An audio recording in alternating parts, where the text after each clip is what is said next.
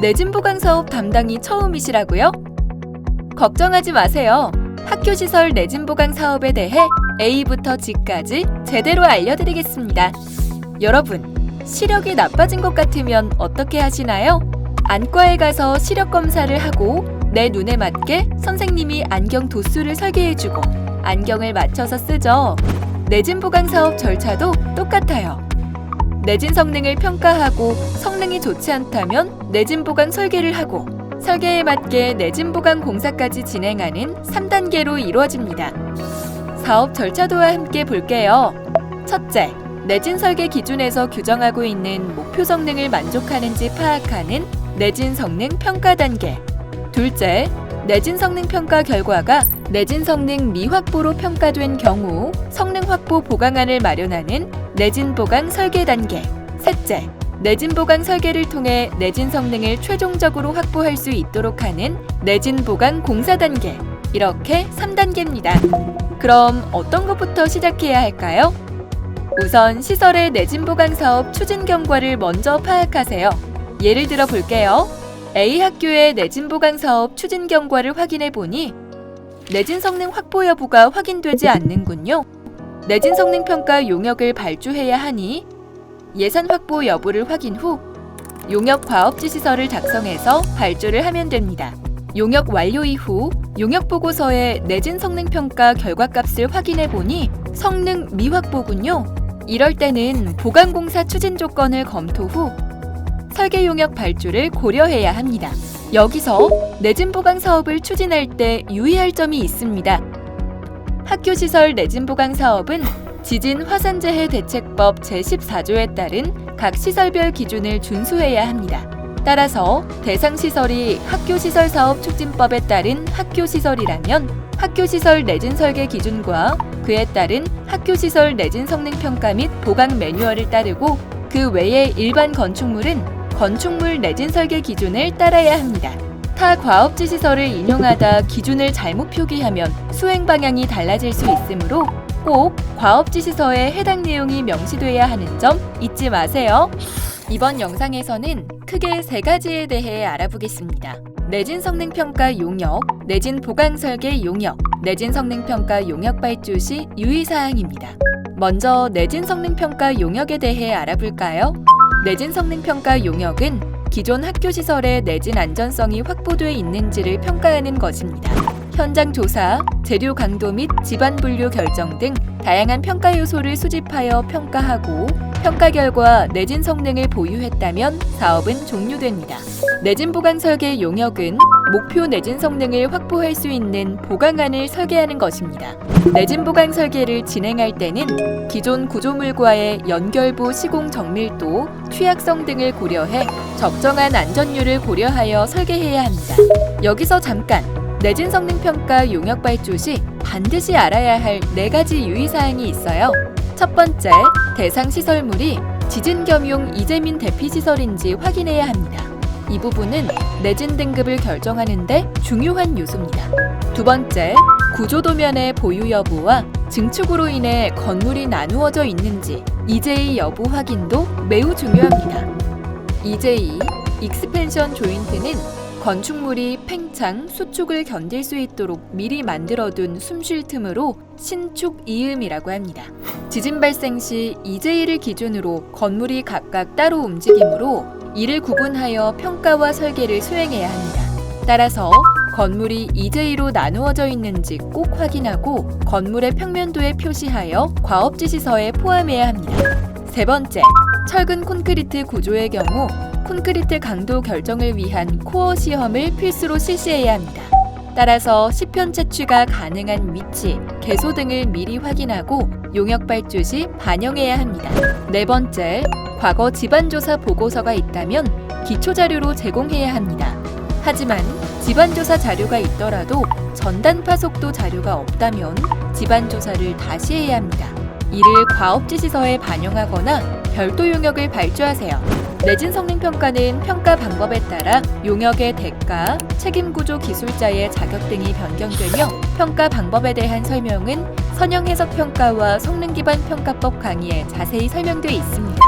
내진 성능평가 용역의 과업지시설을 어떻게 작성해야 하지 고민이 된다면 학교시설 내진 성능평가 및 보강 매뉴얼 부록 1에 예시가 제시돼 있으니 용역 발주 시 참고하세요. 이번 영상에서 살펴본 내진 성능평가 용역의 개념과 유의사항, 내진 보강 설계 용역 개념에 대해 꼭 기억해두세요. 이번 영상에서는 내진 보강 설계와 내진 보강 설계 용역 발주 시 유의사항에 대해 알아보겠습니다. 내진 보강 설계는 크게 구조 설계와 건축 설계로 나눌 수 있습니다. 상황에 따라 분리 발주, 분담 이행 방식 등 다양한 방법으로 발주할 수 있으며 설계 방법에 따라 용역 기간, 대가 등이 달라집니다. 먼저 내진 보강 설계의 핵심인 구조 설계에 대해 살펴보겠습니다. 내진 보강 설계의 구조 설계는 3가지 순서로 진행됩니다. 기존 내진 성능 평가 결과를 검토하고 필요한 경우 추가 현장 조사를 실시합니다. 그 후에 일반 공법을 적용한 구조 설계를 진행하게 됩니다. 만약 일반 공법으로 사업 추진이 어렵다면 신기술 특허 및 특수공법을 적용할 수 있습니다. 이 경우엔 별도의 공법 선정 절차를 추진해야 한다는 점 기억하세요. 성능 기반 평가법을 적용하여 내진 보강 설계를 할 때에는 반드시 2인 이상의 전문가에게 제3자 검토를 받아야 합니다. 여기서 잠깐! 내진 보강 설계 용역 발주 시 반드시 알아야 할 3가지 유의사항이 있어요. 첫 번째, 내진 성능 부족이 확실하고 사업기간 단축이 필요하다면 내진 성능 평가와 내진 보강 설계를 통합하여 발주할 수 있습니다. 단, 내진 보강 설계는 법에서 정한 건축구조 기술사가 책임구조 기술자로 용역을 수행할 수 있으니 이 점을 유의하여 발주하세요. 두 번째, 내진 보강 설계 시 신기술, 특수공법을 고려할 때는 해당 공법 관련 성능 입증 및 검증 자료가 필요합니다. 최종 책임은 책임구조 기술자에게 있으니 이 부분 잊지 마세요. 세 번째, 진행하는 보강공사가 건축법상 대수선 범위에 해당하는지 반드시 확인해야 합니다.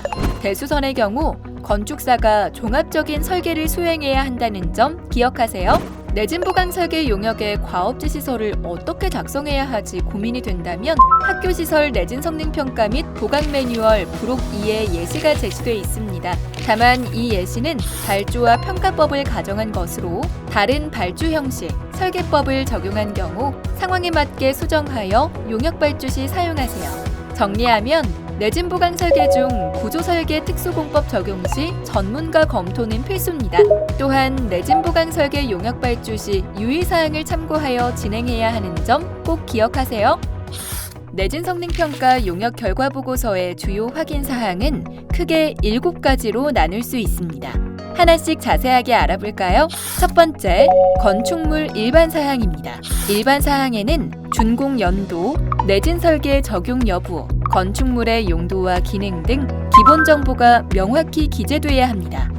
두 번째, 기존 구조물 정보입니다. 해당 정보에는 층수, 평면도, 건축물 높이 등의 물리적 특성과 과거 구조 변경이나 증축, 보강 이력이 포함되어야 합니다.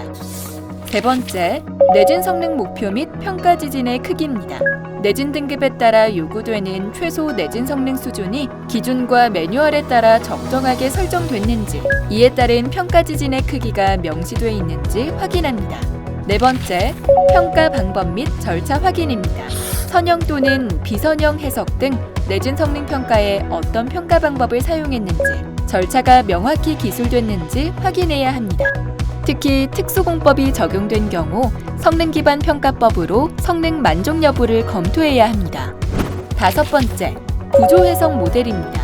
모델링 시 적용된 주요 가정 사항이 합리적인지 검토하고 비구조 요소들이 모델링에 포함됐는지 확인합니다. 여섯 번째, 부재별 파괴 유형 분류 및 성능 평가 결과입니다. 각 구조 부재별 강도비가 계산되고 지진 발생 시 예상되는 조기 손상 부재와 파괴 유형이 명확히 제시돼야 합니다. 마지막 7번째, 기초 검토입니다. 기초의 지지력, 전도, 활동에 대한 안전율 및 침하량 평가 결과, 그리고 액상화 발생 가능성 검토 결과 등이 포함되어야 합니다. 여기서 잠깐! 내진 성능 평가 용역 결과 보고서 내 반드시 확인해야 할 3가지 유의사항이 있어요. 첫 번째, 보고서에는 반드시 책임구조 기술자의 날인이 포함되어야 합니다. 두 번째, 결과 보고서에 학교시설 내진 설계 기준 7.1.3의 평가 항목과 별표 3의 학교시설 내진 성능 평가 및 보강 체크리스트가 포함돼야 합니다. 세 번째, 비선형 해석이나 감쇄, 면진 장치 같은 특수공법이 적용된 경우 반드시 2인 이상의 전문가가 참여하는 제3자 검토가 필요합니다. 이번 영상에서 알려드린 결과 보고서 내의 확인사항과 유의사항을 반드시 체크해보세요. 이번 영상에서는 건물의 지진 저항 능력을 결정하고 보강의 방향을 설정하는 데 있어 매우 중요한 기준인 내진 등급, 중요도 계수, 그리고 성능 목표에 대해 알아보겠습니다. 내진 등급은 지진 발생 시 건물의 중요도에 따라 내진 안전성을 분류하고, 중요도 계수는 지진 하중 크기를 결정하는 계수로 내진 등급이 높을수록 큰 값을 적용합니다. 내진 등급과 중요도 계수를 연계해서 알아볼까요? 먼저 내진 등급은 크게 세 가지로 나눌 수 있습니다. 특등급은 지진 발생 시 복구 필수 시설이거나 유해물질이 다량으로 저장된 구조물에 해당합니다. 그중 지진 겸용 임시 주거시설로 사용될 가능성이 있는 학교시설과 대피 능력이 낮다고 판단되는 특수학교시설 또한 특등급에 포함되며, 중요도 계수는 1.5가 적용됩니다. 1등급은 지진이 발생한 경우 대중에게 큰 위험을 초래할 수 있는 구조물과 일반적인 학교시설이 해당합니다. 중요도 계수는 1.2가 적용됩니다. 2등급은 위 두 개의 등급에 해당하지 않은 일반 구조물이 해당되며 중요도 계수는 1.0입니다. 이번엔 내진 성능 목표에 대해 알아볼게요. 내진 성능 목표는 지진이 발생했을 때 건축물이 어떤 수준까지 기능을 유지할 수 있는지를 미리 정해두는 중요한 기준입니다. 건축물의 성능 목표는 크게 세 가지로 나눌 수 있어요. 첫 번째, 기능 수행은 지진으로 인한 손상이 가벼워 시설물의 기능을 유지할 수 있는 수준을 의미합니다. 두 번째, 인명 보호는 시설물에 큰 손상은 있어도 시설물 이용자의 인명 손실이 발생하지 않는 수준을 의미합니다. 세 번째, 붕괴 방지는 대규모 지진에서 구조적인 피해가 발생하더라도 구조물이 붕괴되지 않는 수준을 의미합니다. 이러한 성능 목표는 내진 등급과도 관련이 있으니 꼭 알아야겠죠? 자세한 사항은 학교시설 내진 설계 기준 1.4.1과 학교시설 내진 성능 평가 및 보강 매뉴얼 1.3.2에서 확인하실 수 있습니다. 이번 영상에서는 내진 등급, 중요도 계수, 성능 목표에 대해 알아봤는데요. 정리하면 내진 등급은 세 가지로 분류되며, 특등급은 지진 겸용 임시 주거시설로 지정된 학교 및 특수학교로 중요도 계수 1.5 적용, 1등급은 일반 학교시설로 중요도 계수 1.2가 적용된다는 점 꼭 기억하세요. 이번 영상에서는 내진 보강의 핵심 개념인 강도, 강성, 연성에 대해 이해하고 적합한 보강 공법에 대해 알아보겠습니다.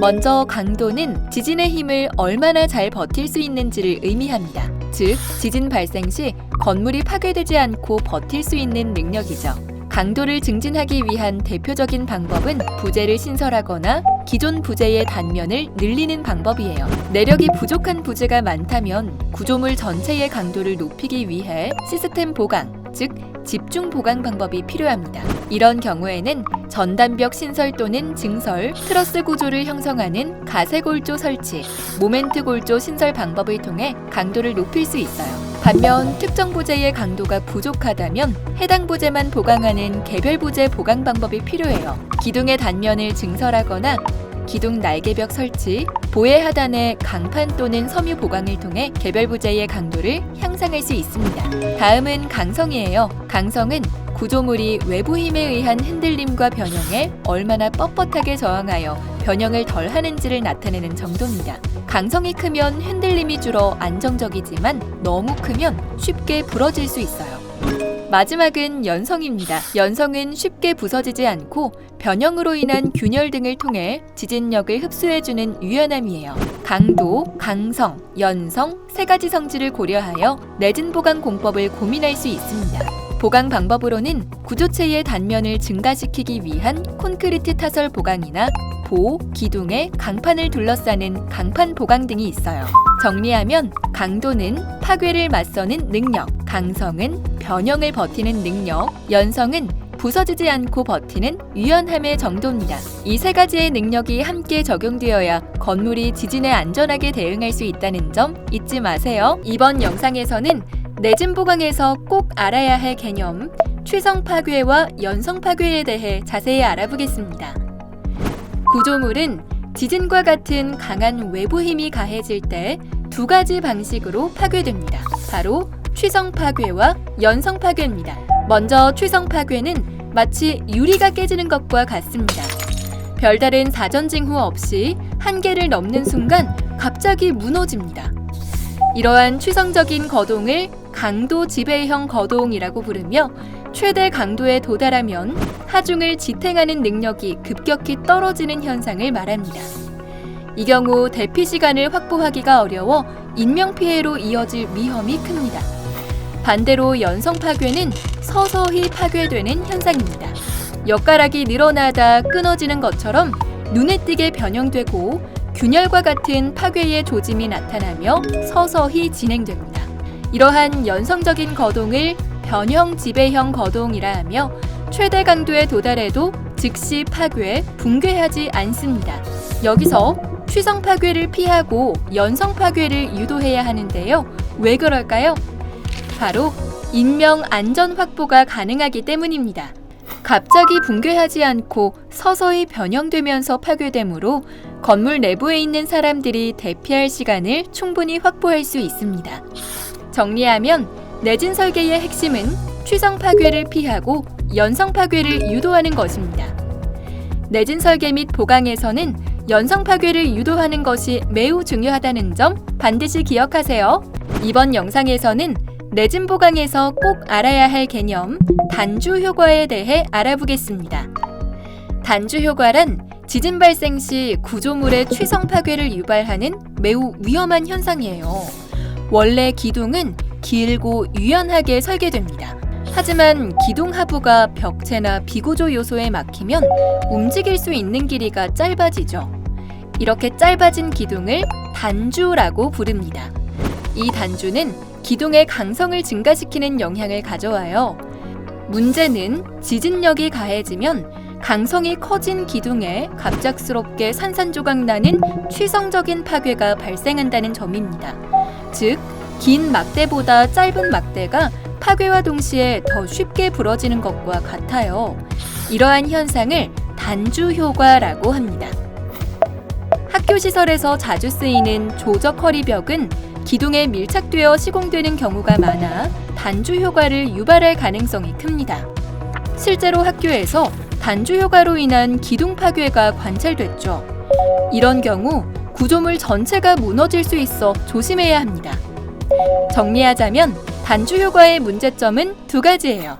첫째, 기둥이 서서히 파괴되는 연성 파괴를 방해하고 갑자기 무너지는 취성 파괴를 유발하여 건물 붕괴 위험을 높입니다. 둘째, 사전 징후 없이 갑작스러운 파괴가 발생할 수 있어 대피 시간을 확보하기 어렵습니다. 그렇다면 어떻게 단주 효과를 보완할 수 있을까요? 구조 해석 및 설계 단계에서 조적 허리벽이 구조물에 미치는 영향을 충분히 고려하여 목표하는 내진 성능을 확보할 수 있도록 해야 합니다. 단주 효과는 기둥 파괴의 원인이 될 수 있는 위험한 현상이므로 내진 보강 시 꼭 주의하세요. 이번 영상에서는 내진 보강에서 꼭 알아야 할 개념, 주기와 공진에 대해 알아보겠습니다. 먼저 건물의 주기란 무엇일까요?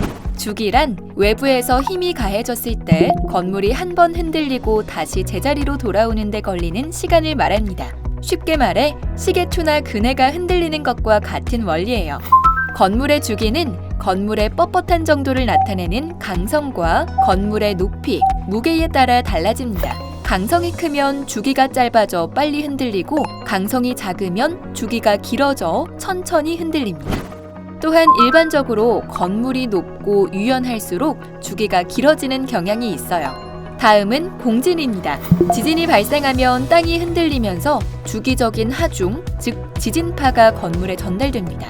이때 만약 지진파의 주기와 건물의 고유한 주기가 일치하면 어떻게 될까요? 마치 그네를 같은 타이밍에 밀어주면 점점 더 크게 흔들리듯 건물도 흔들림이 점점 커지는 현상이 나타나죠. 이렇게 건물의 흔들림이 비정상적으로 증폭되는 현상을 바로 공진이라고 합니다. 공진이 발생하면 건물 변형이 과도하게 커져서 구조물에 심각한 손상을 유발하고 심한 경우 붕괴로 이어질 수도 있어요. 따라서 내진 설계는 공진 현상을 피하거나 발생하더라도 건물이 안전하게 견딜 수 있도록 하는 걸 목표로 설계해야 합니다. 건물의 강성을 증가시켜 주기를 짧게 만들거나 유연성을 증가시켜 주기를 길게 만들어 지진파의 주기와 건물의 고유한 주기가 일치하지 않도록 조정할 수 있어요. 예를 들면 전단벽이나 가세골조를 신설해 강성을 키우면 건물 전체의 강성이 증가하고 주기가 짧아질 수 있습니다. 정리하면 주기는 건물이 흔들리고 제자리로 돌아오는 데 걸리는 시간이며 공진은 지진 시 지진파와 건물의 고유한 자연 주기가 우연히 일치하면 건물의 흔들림이 비정상적으로 증폭되는 현상입니다. 주기와 공진은 안전한 내진 보강을 위해 꼭 필요한 핵심 개념이므로 반드시 기억하세요. 이번 영상에서는 선형 해석 평가법과 성능 기반 평가법에 대해 알아보겠습니다. 내진 성능 평가는 학교 건물에 지진이 났을 때 미리 정한 목표 성능을 만족하는지 판단하는 중요한 과정이에요. 이 평가는 향후 건물을 어떻게 보강할지 결정하는 데 필요한 기초 자료가 됩니다. 여러분은 어떤 평가법을 알고 있나요? 내진 성능 평가법에는 선형 해석 평가법과 성능 기반 평가법 두 가지가 있습니다. 먼저 선형 해석 평가법입니다. 이 방법은 건물에 지진이 와도 원래 형태로 돌아오는 탄성 범위 안에서만 움직인다고 가정하고 분석하는 방법입니다. 주로 저층 건물이나 규칙적이고 대층에 가까운 저차 모드 건물에 적합합니다. 선형 해석 평가법의 가장 큰 장점은 빠르고 간단하며 초기 진단에 효율적이라는 점이에요. 하지만 실제 변형을 계략 평가해 정밀도가 떨어질 수 있고 지진 발생 시 부재들 간 힘의 재분배를 충분히 반영하지 못한다는 한계가 있죠. 다음은 성능 기반 평가법입니다. 이 방법은 탄성 범위 안에서만 단순하게 예측하는 선형 해석 평가법과 다르게 탄성을 벗어나 건물이 실제로 얼마나 휘어지고 어디가 손상될지 비선형적인 변형을 정밀하게 예측하는 방법입니다. 선형 해석 평가법은 5층 이하의 대칭 구조물에만 적용할 수 있기 때문에 활용에 다소 제약이 있습니다. 반면 성능 기반 평가법은 다양한 형태의 학교 시설에도 폭넓게 적용할 수 있습니다. 성능 기반 평가법의 가장 큰 장점은 건물이 지진으로 인해 원래 모양으로 돌아가지 않는 비탄성 거동을 가장 정확히 예측할 수 있고 구조물의 특정 성능 수준인 인명 안전이나 기능 수행 같은 성능 수준을 직접 평가하고 설계에 반영할 수 있다는 점이에요. 하지만 기술 난이도가 매우 높고 제3자 검토가 필수적이며 해석 모델링과 분석에 많은 시간과 비용이 들죠. 정리하면 선형 해석 평가법은 빠르고 효율적인 초기 진단용, 성능 기반 평가법은 정밀하고 상세한 진단용으로 구분할 수 있어요. 두 방법의 차이점을 잘 기억하고 적합한 평가법을 선택해 보세요. 학교 건물의 내진 보강 공사에서 기초 및 지반의 보강은 상부 구조물의 안전성을 확보하는 데 매우 중요해요. 내진 보강으로 건물에 가해지는 하중이 달라지면 이를 안전하게 지지하기 위해 기초 성능을 강화해야 합니다. 이번 영상에서는 보강의 개념과 특징, 그리고 보강 종류 및 방법에 대해 알아보겠습니다. 먼저 보강 개념과 특징을 살펴볼게요. 오래된 학교는 기초도면이나 지반조사 자료가 부족한 경우가 많습니다. 따라서 현장 조사를 통해 지반 특성과 기초 상태를 정확히 파악하는 것이 중요해요. 또한 내진 보강으로 상부 구조가 강해지면 기초에 전달되는 지진 하중도 증가할 수 있습니다. 이때 기존 기초가 하중을 지지할 수 있도록 기초의 안전성을 반드시 검토하고 필요하면 보강이 이루어져야 합니다. 아울러 신설되는 보강재와 기존 구조물이 일체로 거동하도록 연결부가 충분한 안전율을 가지도록 설계해야 합니다. 다음은 보강 종류 및 방법이에요. 얕은 기초 보강의 경우 기존 기초 단면의 면적을 확장하여 지지력을 늘리고 수평 변위를 줄이는 방법이 있습니다. 또는 학교 내부의 좁은 공간에서도 시공이 가능한 작은 직경의 소구경 말뚝을 설치하여 지지력이 강화되도록 보강할 수 있어요. 말뚝 기초 보강의 경우 추가 보강 말뚝을 배치하고 기존 말뚝의 성능을 저하하지 않도록 해야 하고 추가로 기초판의 힘과 전단 강도까지 함께 보강해야 합니다. 만약 집안이 지진 시 액상화 위험이 있다면 다짐, 고결, 치환, 배수공법 또는 구조적 보강을 적용해 액상화 방지 대책을 마련해야 해요. 특히 지하 수위가 높은 지역에서는 액상화 평가가 필수죠. 모든 보강이 완료됐다면 이제 유지 관리에 집중해야 해요. 보강 완료 후에도 정기적인 안전 점검과 관리가 병행돼야 내진 성능이 지속적으로 유지될 수 있다는 점 잊지 마세요. 이번 영상에서는 보강의 개념, 특징, 종류, 방법에 대해 알아봤어요. 기초와 집안의 안정성을 위해 꼭 기억하세요.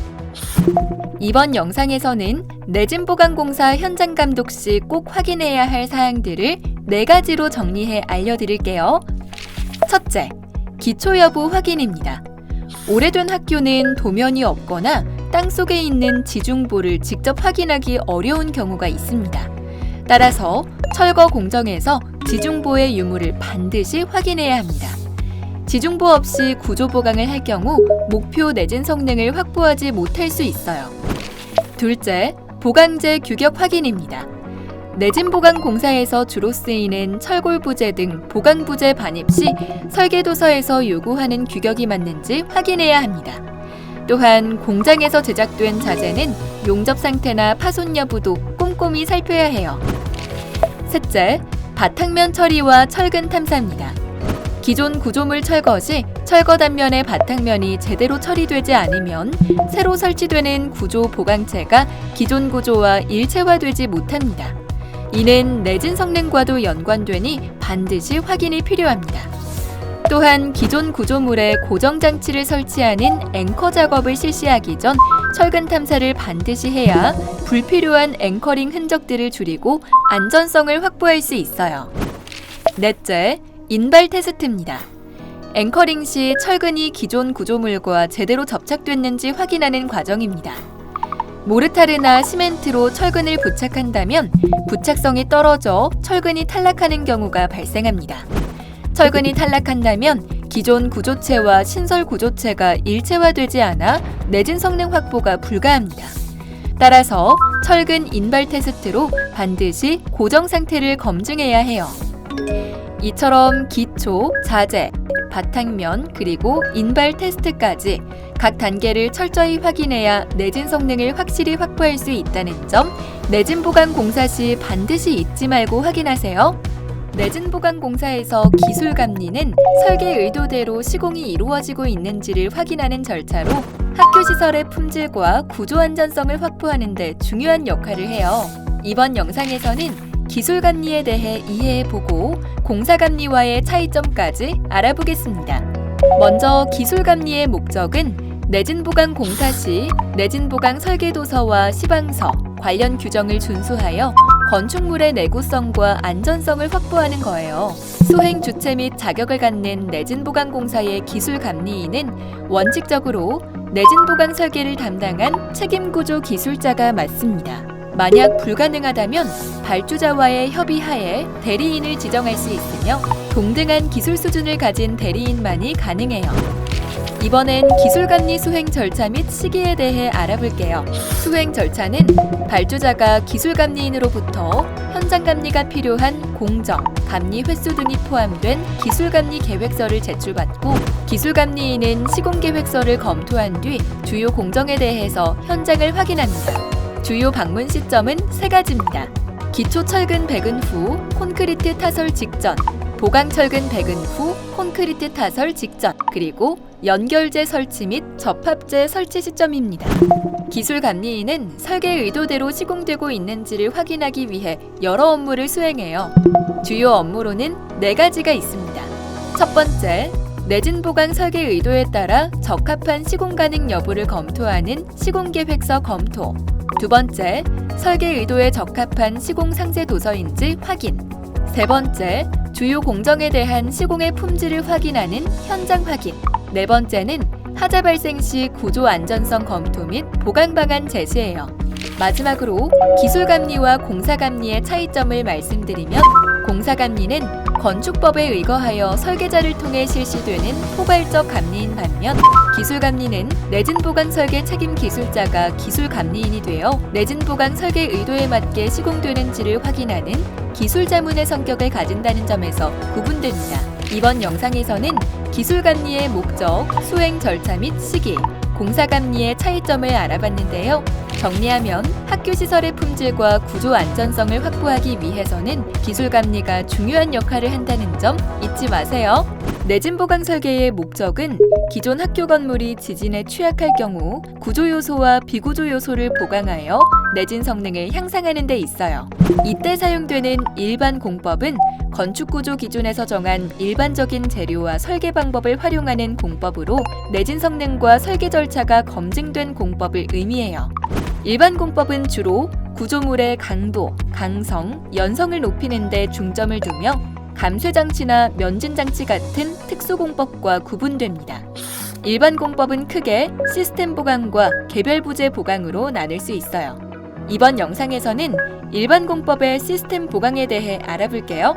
먼저 시스템 보강은 구조 시스템을 추가하거나 변경하여 전체 구조물의 내진 성능을 크게 향상하는 방법입니다. 구조 전체의 거동을 개선하는 방식으로 부재 하나하나를 보강하는 것보다 효과적일 때 사용됩니다. 대표적으로 3가지 공법이 있어요.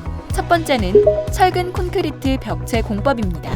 기존 모멘트 골조 내부에 철근 콘크리트 벽체를 신설하거나 전단벽을 증설 신설하여 건물의 강도와 강성을 크게 높일 수 있습니다. 또한 기둥 날개벽을 설치해 기둥의 크기를 증가시키고 강성을 높이는 방법도 있어요. 두 번째는 철골가세 공법입니다. 철골가세 골조를 외부에 부착하거나 내부에 삽입해 트러스 구조를 형성함으로써 횡력 저항 능력을 강화합니다. 또는 기존 골조 내부에 철골 끼움 가세를 설치할 수도 있는데, 이 경우 접합부 응력을 세밀히 검토해야 하죠. 세 번째는 모멘트 골조 공법입니다.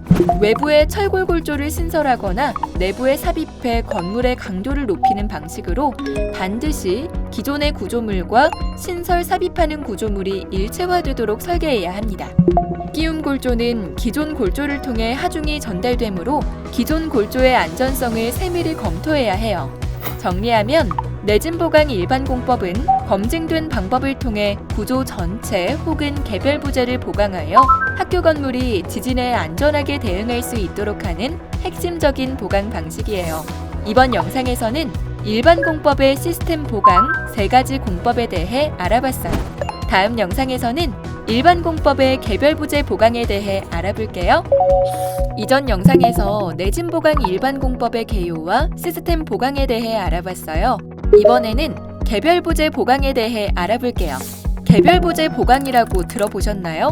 개별 부재 보강은 건물 전체를 보강하는 시스템 보강과 달리 특정 부재의 강도, 강성 또는 연성 능력을 특정 부분만 향상하는 방법입니다. 개별 부재 보강은 대표적으로 3가지 보강법이 있습니다. 첫 번째는 기둥 보강입니다. 기존 기둥 둘레의 단면을 확장해 강도와 강성을 높이는 기둥 단면 증설 방법을 활용하거나, 또는 기둥 단면 외부를 강판 등으로 감싸 강도와 연성 능력을 크게 향상시킬 수 있어요. 두 번째는 보 보강입니다. 강판을 보의 하부에 붙여 휨 강도를 향상하거나 보의 측면에 강판을 붙여 전단 강도를 향상시킬 수 있어요. 세 번째는 벽체 보강입니다. 기존 벽체에 콘크리트를 추가로 타설하여 단면을 확대함으로써 벽체의 휨 및 전단 강도를 향상시킬 수 있어요. 이와 같이 개별 부재 보강은 구조적 안전성을 확보하면서도 사용성에 미치는 영향을 최소화하는 방법입니다. 지금까지 학교시설 내진 보강의 일반 공법, 그리고 시스템 보강과 개별 부재 보강 방법에 대해 살펴봤어요. 교육 내용이 내진 보강 사업을 원활하게 진행하는 데 큰 도움이 되길 바랍니다.